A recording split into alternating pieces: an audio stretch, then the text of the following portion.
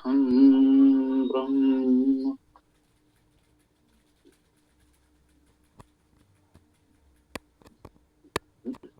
ओम ऋग्वेद मंडल 7 सूक्त 34 मंत्र 12।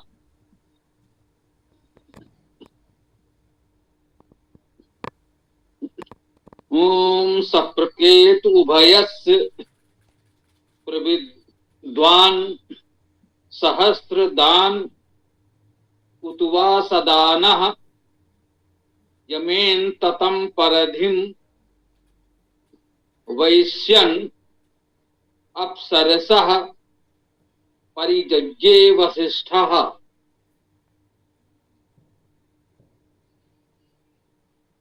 ये तो और भी सीधा स्पष्ट है।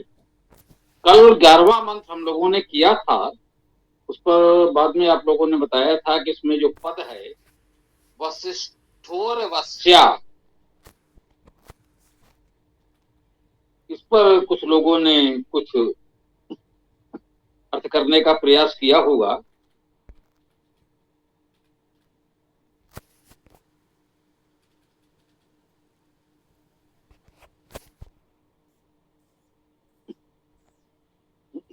इस वशिष्ठोर वस्या पद को देखें तो वशिष्ठ उर्वश्या ये संधि हो सकती है, विग्रह इसका करेंगे तो वशिष्ठ उर्वश्या आएगा। वशिष्ठ पद में कोई विभक्ति नहीं है। वशिष्ठ और उर्वश्या में समास है।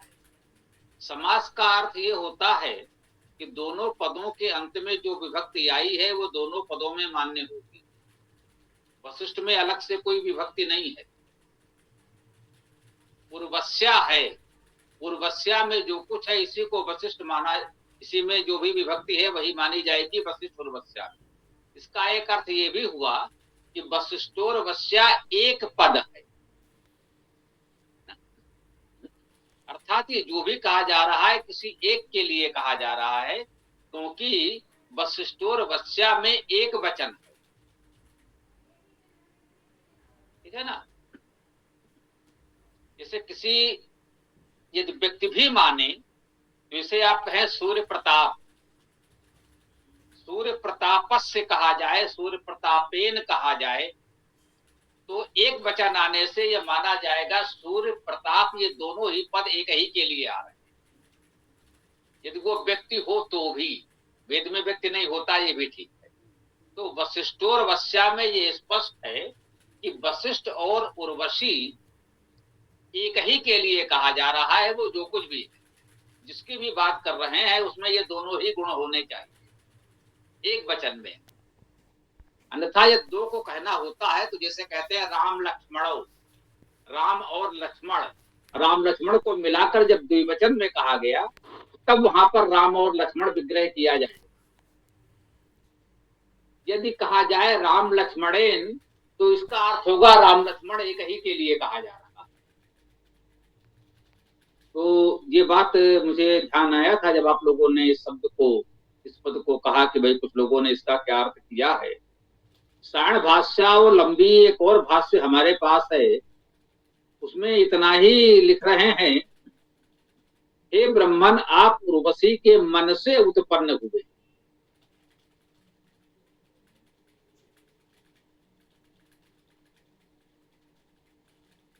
तो हाँ, वशिष्ठोर्वश्या मनसो अधिजाता, इसको इस प्रकार से किया। ब्रह्मन तो संबोधन में ले लिया है ब्रह्मन, तो अब यहां भी उर्वशी के मन से नहीं कहना चाहिए, वशिष्ठ उर्वशी के मन से। ऐसा मन जो वशिष्ठ भी हो उर्वशी भी हो, उससे वो ब्रह्मन परमेश्वर उत्पन्न हो सकता है, अर्थात हमारे अनुभव में आ सकता है। उस अनादि अनंत को उत्पन्न क्या होना है, तो इस रूप में भी इसको देख सकते हैं। आज का ये मंत्र संख्या 12 है। सा प्रकेत, सा तो सर्वनाम है, इसका अर्थ हुआ वह है। सा वह है, प्रकेत, प्र उपसर्ग है,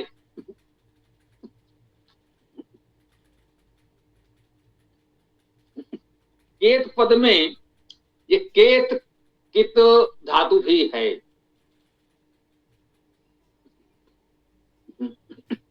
कित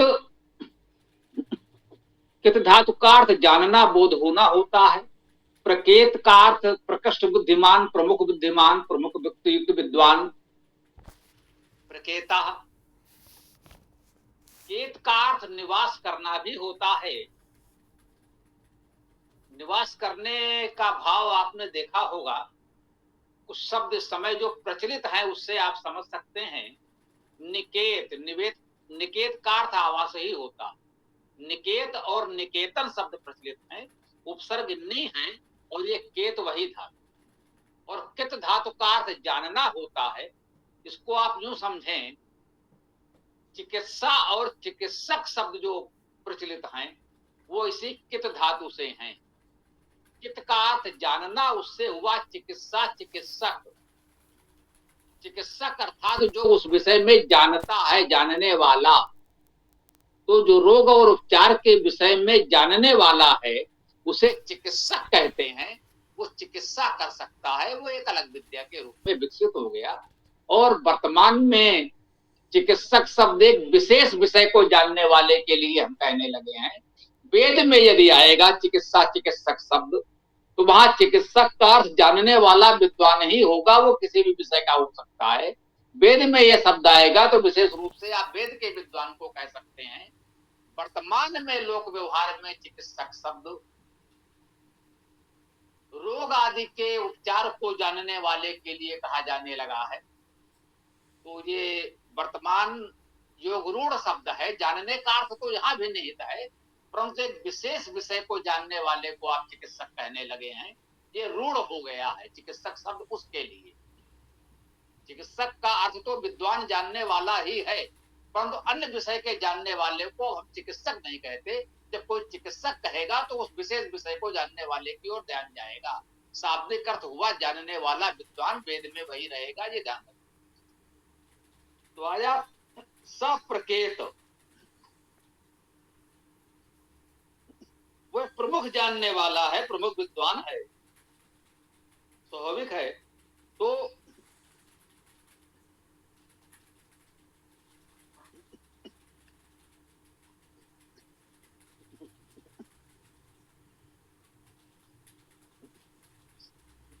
सप्रकेत उभयस्य, उभयस्य अर्थात उभय का।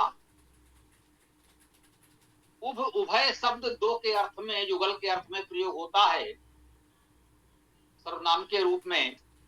तो उभयस का अर्थ कह सकते हैं उभय का अर्थात दोनों का। यद्यपि ये उभो धातु भी है, मुझे ध्यान आ रहा है, देखना पड़ेगा। आप भी देख सकते हैं, धातुवादी कोश हमारा भी जिसके पास है तो उसका वो अर्थ भी ले सकते हैं, लेकिन सामान्यतः उभय का अर्थ दोनों होता है, दो के अर्थ में आता है। उभय से अर्थात दोनों का। प्रविद्वान, प्रविद्वान जो प्रमुख विद्वान है, दोनों का प्रमुख विद्वान। सप्रकेत वह प्रमुख जानने वाला है। उभय से प्रविद्वान दोनों का प्रमुख विद्वान है। सहस्त्र दान, हजारों दान करने वाला है, बहुत बड़ा दानी है, हजारों को दान करता है। सहस्र दान, उतवा सदान, उत और ने कहा ये उत अव्यय है, वेद में आता है। जैसे हम लोग इस समय और प्रयोग करते हैं, संस्कृत में चा आता है अव्यय, उसी अर्थ में वेद में उत भी आता है। उतवा सदाना, सदाना वह दान सहित है, दान करने वाला है, दानी है। अब सदाना का देखिए, एक तो सा उपसर्ग, दाना दान करने वाला या दान, दान सहित अर्थ करें। सद धातु बैठना चलना के अर्थ में है सदाना, चलता हुआ, बैठा हुआ, आसीन स्थित, ये अर्थ भी कर सकते हैं। तो प्रसंग के अनुसार जो भी आपको ठीक लगे दोनों अर्थ ग्रहण कर सकते हैं, ये तो ठीक है। यमेन, यम द्वारा, यम नियम संयम, यम धातु है और उसमें उपसर्ग कोई भी लगा लें, नियम, संयम आदि। तो यमेन, यम द्वारा ततम परिधिम, ततम परिधिम, ततम तन धातु विस्तार के अर्थ में है, तो मुझे लगता है ततम यहाँ पर विस्तार के अर्थ में ही ग्रहण किया जा सकता है। ततम परिधिम अर्थात विस्तृत परिधि को,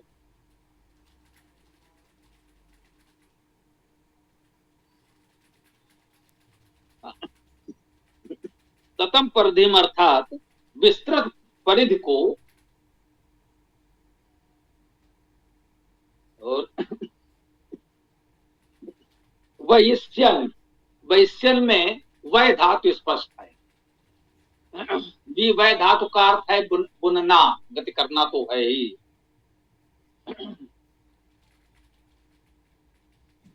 तो यहाँ पर वैश्यन का अर्थ रचना करना भी कह सकते हैं, बुनना, सृजन करना, रचना करना। विस्तृत परिधि को बुनते हुए अर्थात विस्तृत परिधि को बनाते हुए, ये विराट सृष्टि की ओर संकेत हो सकता है कि विस्तृत परिधि को वैश्यन बुनते हुए अप्सरसः, अप्सरसः, अप्सरः एक पद बनेगा, उसका बहुवचन हो सकता है अप्सरसा, बहुत से अप्सर। अप्सर का बहुवचन अप्सरसा। ध्यान दीजिएगा, अप्सर शब्द जो यहां आया है ये पुल्लिंग में है। इसका अर्थ कोई अप्सरा उस अर्थ में न कर दे जो पुराणों में प्रचलित हैं अप्सराएं। वो अप्सराएं स्त्रीलिंग में हैं, ये अप्सरा पद पुल्लिंग में है, स्पष्ट है। तो इसका जब शाब्दिक अर्थ आप ग्रहण करेंगे तो अपपालने धातु, श्री, श्री धातु जो है सरकना, चलना, बहना के अर्थ में है। इसी से सराह, सराहवती, सरस्वती आदि पद बनते हैं। अप्सरसा,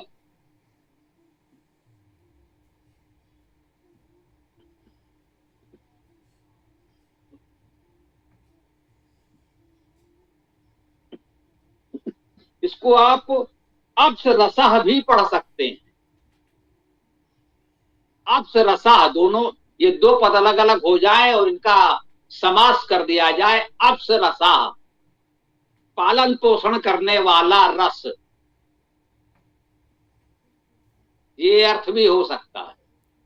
हम आपको यही बता रहे हैं कैसे शब्दों से खेलना सीखिए। यदि वेद को पढ़ना, जानना, समझना है, पूर्वाग्रह से मुक्त होकर वेद का सही अर्थ जानना है, तो शब्दों से खेलना सीखिए। शब्दों को खिलौना बना लीजिए, उसको कैसे कैसे तोड़ा जा सकता है। लेकिन हाँ, ये तोड़ा जा सकता है, मैंने सहज भाव से कह दिया। व्याकरण में थोड़ा सम्मान से कहा जाएगा, संधि विग्रह किया जा सकता है, संधि विच्छेद किया जा सकता है, समास विग्रह किया जा सकता है। ये संधि और समास होते हैं, संधि और समास के कुछ नियम होते हैं, वो आपको जानना पड़ेगा। उसके अनुसार ही विग्रह कर सकते हैं, विच्छेद कर सकते हैं। जिसे हमने कहा शब्दों को, पदों को तोड़ सकते हैं, तो वो संधि समास के कुछ नियमों के अनुसार ही होंगे, मनमाने नहीं होंगे। ऐसा नहीं कि आंख बंद करके कहीं से भी आपने कोई भी तोड़ दिया। तो एक तो आपको धातु आदि को देखकर देखना होगा कितना पद बन भी रहा है कि नहीं, और दूसरा संधि के नियम से क्या विच्छेद विग्रह हो सकता है, फिर उसमें समास कैसे बन सकता है और उसका क्या अर्थ हो सकता है। थोड़ा सा संधि और समास की सामान्य जानकारी होनी चाहिए। उपसर्ग और धातु की जानकारी हो, संधि और समास की जानकारी हो, तो आप फिर आप इन वैदिक पदों को, शब्दों को वास्तव में खिलौने की तरह खेल सकते हैं।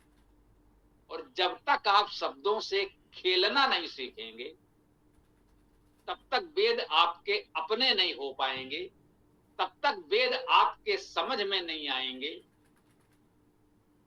तब तक आप वेद के दृष्टा, मंत्र दृष्टा ऋषि नहीं हो पाएंगे। हमारा मानना है, बहुत सी बातें लोग करते हैं, संयोग से ये संदर्भ आ गया, मुझे ध्यान आया तो मैं स्पष्ट कर दूं। हमारे विचार से वेद का भाष्य करने के लिए, वेद का ऋषि होने के लिए ये एक गुण होना अनिवार्य है और पर्याप्त भी है कि वैदिक भाषा की सामान्य समझ इतनी हो कि आप इस तरह शब्दों से खेल सकें, शब्दों को खिलौना बना लें, संधि समास का विग्रह कर सकें, उपसर्ग धातु को पहचान सकें, उसके अनुसार उसका अर्थ कर सकें। फिर आप जितने अर्थ करेंगे वो सब ठीक होंगे, वे सभी अर्थ सही हैं, वे सभी अर्थ सत्य हैं। बस इतना थोड़ा सा ध्यान रखते हुए आप करें, और यही हम आपको सिखाना चाहते हैं। अब हम जैसा कि कह रहे हैं, विश्राम लेना चाहते हैं। हम चाहते हैं इस शब्दों की तोड़ फोड़ आप लोग स्वयं करना आरंभ करते हैं। 2010 में 15 वर्ष पूर्व कुछ युवा भी नहीं कहना चाहिए, बच्चों को लेकर ये कार्य आरंभ किया। तो ऐसे ही शब्द होते थे। किसी वरिष्ठ ने हमारे नए साथी से पूछा, बेटा क्या कर रहे हो? बोला मंत्र तोड़ रहे हैं। पूछने वाले ने कहा, भैया जाओ हम उन्हीं से पूछ लेंगे कि मंत्र तोड़ रहे हैं। बच्चों के लिए हमने जो खिलौना बना दिया कि मंत्र तोड़ रहे हैं, शब्द तोड़ रहे हैं, ये बड़े लोगों की समझ से परे था। तो हम आपको इसी स्तर पर लाना चाहते हैं कि आप शब्दों को इस प्रकार से तोड़ फोड़ करके खेलना सीखें, तो उनका वास्तविक आशय आपके समक्ष स्पष्ट हो जाएगा। आप मंत्र दृष्टा हो जाएंगे, आप वेद भाष्यकार हो जाएंगे, और कुछ नहीं करना है। कोई नियम, संयम, वस्त्र आदि विशेष धारण नहीं करने हैं, कोई वेशभूषा नहीं, कोई विशेष दिनचर्या नहीं, कोई विशेष नियम संयम नहीं। बस इतनी विवेक बुद्धि का विकास कर लें कि आपके पास धातुवादी कोश, शब्द कोश, जो हमने कहा कि वो वेदार्थ प्रकाश, इतना भी आपके पास है तो आप कर ले जाए। तो वैश्यन अप्सरसा, अप्सरसा पालन पोषण करने वाला रस, अप्सरसा पालन करने वाली गति।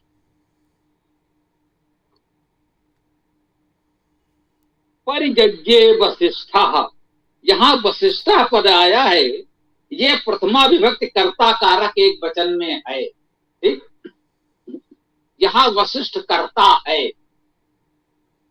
इसमें जो कुछ कर रहा है वो कौन कर रहा है? वशिष्ठ कर रहा है। वशिष्ठ कौन है? वस धातु का अर्थ है वसना, वसाना, वास देना। वशिष्ठा अत्यंत वास युक्त, अत्यंत वास दाता, जो हम सबको वास दे रहा है, उस परमेश्वर का नाम वशिष्ठ है। वेद में परमेश्वर के अनेक गुणवाची नाम हैं, अनंत नाम हैं, उनमें एक नाम यहाँ वशिष्ठ भी है। जिस रूप में वशिष्ठ पद इस मंत्र में आया है, आध्यात्मिक अर्थ में तो इस वशिष्ठ पद का एकमात्र भावार्थ परमेश्वर ही होगा। आदि दैविक अर्थ में इन गुणों से युक्त समाज के मनुष्यों, विद्वानों, परोपकारी सज्जनों को ग्रहण कर सकते हैं।